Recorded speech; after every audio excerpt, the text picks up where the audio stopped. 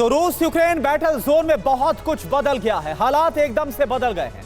जिस तरह से चीजें बदल रही है वो ज़ेलेंस्की के लिए तो कतई ठीक नहीं है। हालांकि नाटो भी कम दबाव में नहीं है। रूस के तेवर तल्ख हो चले हैं। ब्रिटेन को अंजाम भुगतने की बड़ी चेतावनी पुतिन की ओर से दी गई है। कल यूक्रेन को मदद रोकने वाले अमेरिका के राष्ट्रपति अब ज़ेलेंस्की को दिलासा भी देते हुए नजर आ रहे हैं। लेकिन यह दिलासा कितना मजबूत है और कितना खोखला, यह आपको हम बताएंगे। लेकिन इस बीच आपको बताते हैं रूस यूक्रेन युद्ध की सबसे बड़ी खबर, बड़ी अपडेट क्या है। पोलैंड में नाटो की बहुत बड़ी मीटिंग हुई है। लुब्लिन में जुटे हैं नाटो देशों के सैन्य अफसर, सैन्य अधिकारियों का जमावड़ा यहां पर लगा है। नाटो की इस मीटिंग को पूरी तरह से सीक्रेट रखा गया है। पश्चिमी मीडिया को भी इस बारे में जानकारी नहीं है। तो आखिर पोलैंड में नाटो देशों के सैन्य अधिकारियों का मिलना क्या बतला रहा है, किस स्ट्रेटजी की तरफ इशारा कर रहा है?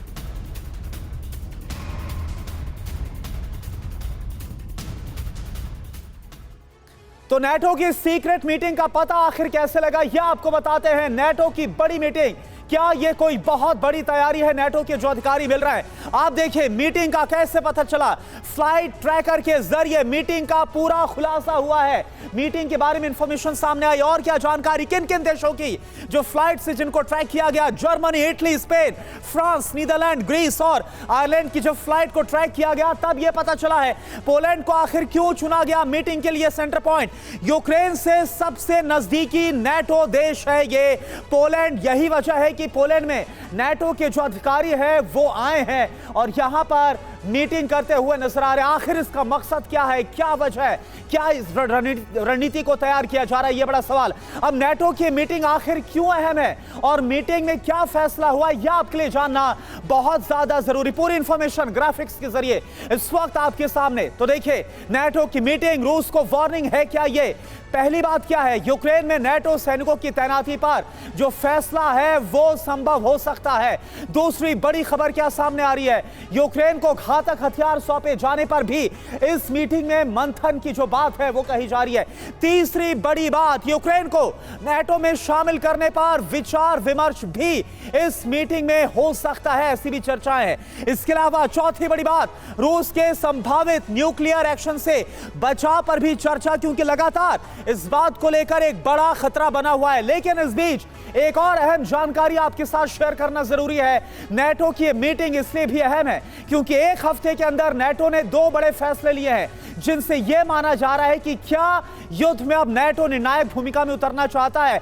तो रूस को कैसे घेरा जा रहा है नाटो की तरफ से, जरा आप यहां पर देखिए कि किस तरह से जो तैनाती है। लिथुआनिया, वहां पर आप देखिए AWACS जो अवाक्स जो जिन्हें तैनात किया गया। इसके अलावा रोमानिया की बात की जाए तो यहां पर F-16 फाइटर जेट की तैनाती की गई और दोनों की आप यहां पर देखिए, अगर रोमानिया की बात करते हैं या फिर लिथुआनिया की बात करें, दोनों की रूस के साथ। और दूसरी बात यह है कि यूक्रेन के साथ आप जरा नजदीकी देखिए, यानी कि ये दोनों सटे हुए हैं, चाहे वो लिथुआनिया हो या फिर रोमानिया हो।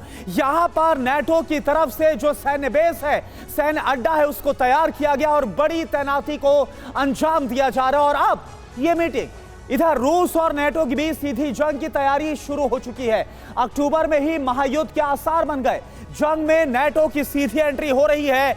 ब्रिटेन अपनी सेना यूक्रेन में तैनात करने जा रहा है। इससे पुतिन रूस पर बड़े हमला करने की तैयारी के तौर पर देख रहे हैं। वहीं अमेरिका भी रूस के चारों तरफ अपनी मिसाइलों की तैनाती करता हुआ साफ तौर पर नजर आ रहा है। जो बाइडेन यूक्रेन को टैक्टिकल मिसाइल सिस्टम भी दे रहे हैं। इधर ज़ेलेंस्की भी अक्टूबर में रूस पर बड़ा काउंटर अटैक करना चाहते हैं। रिपोर्ट आप देखिए।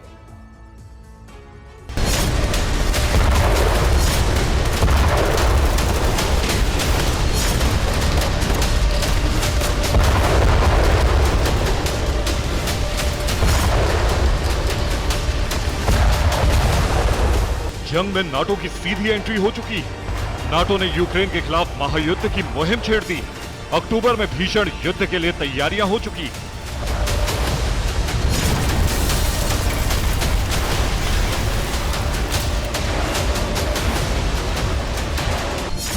तो क्या अक्टूबर में वर्ल्ड वॉर का ऐलान तय है?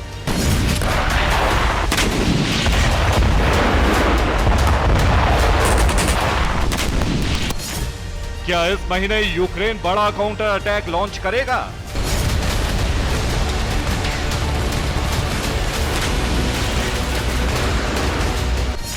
क्या अक्टूबर में नाटो रूस पर बड़ा हमला करेगा?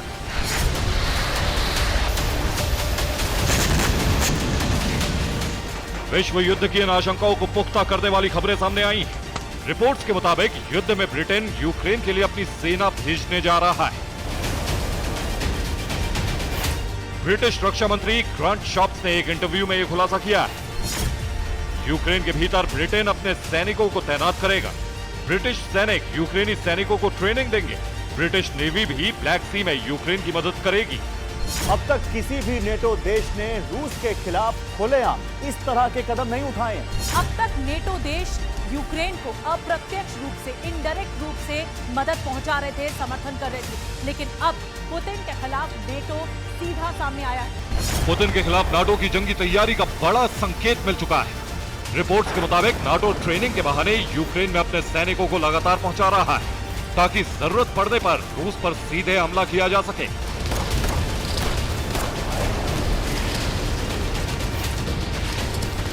नाटो रूस को हर तरफ से घेर रहा है। पिछले दिनों अमेरिका और नाटो दोनों देशों के टोही विमान क्रीमिया पर लगातार उड़ान भरते देखे गए।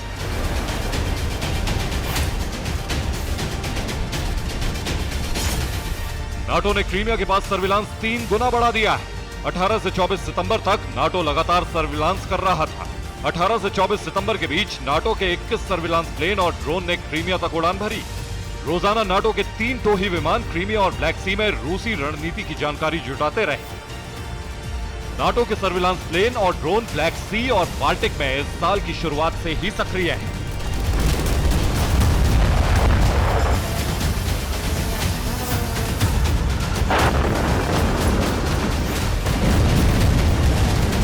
रूस बार बार कहता रहा है कि नेटो न केवल यूक्रेन को मदद कर रहा है, बल्कि रूस पर हो रहे हमलों में भी शामिल है। अब ब्रिटेन ने यूक्रेन में अपनी सेना तैनात करने का ऐलान करके इस बात पर मुहर लगा दी है कि नेटो रूस के खिलाफ बड़ी जंग की तैयारी कर चुका है। नाटो के इस बारूदी प्लान के खुलासे के बाद से ही रूस पूरी तरह बिफरा हुआ है। रूस ने इसे नाटो की तरफ से महायुद्ध का ऐलान मान लिया है। इसका सीधा मतलब है कि अब पुतिन नाटो देशों पर हमला करने में गुरेज नहीं करेंगे।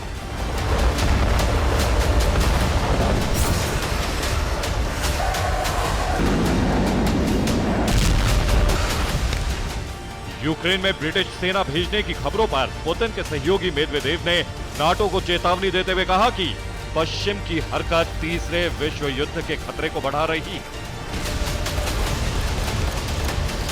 रूस के आसपास नाटो अपनी सेना और हथियारों की तैनाती लगातार बढ़ाता जा रहा है। पेंटागन के एक पूर्व अधिकारी ने ही इस बात का खुलासा किया है कि नाटो रूस के खिलाफ टैक्टिकल न्यूक्लियर वेपन तैयार करने में जुटा है।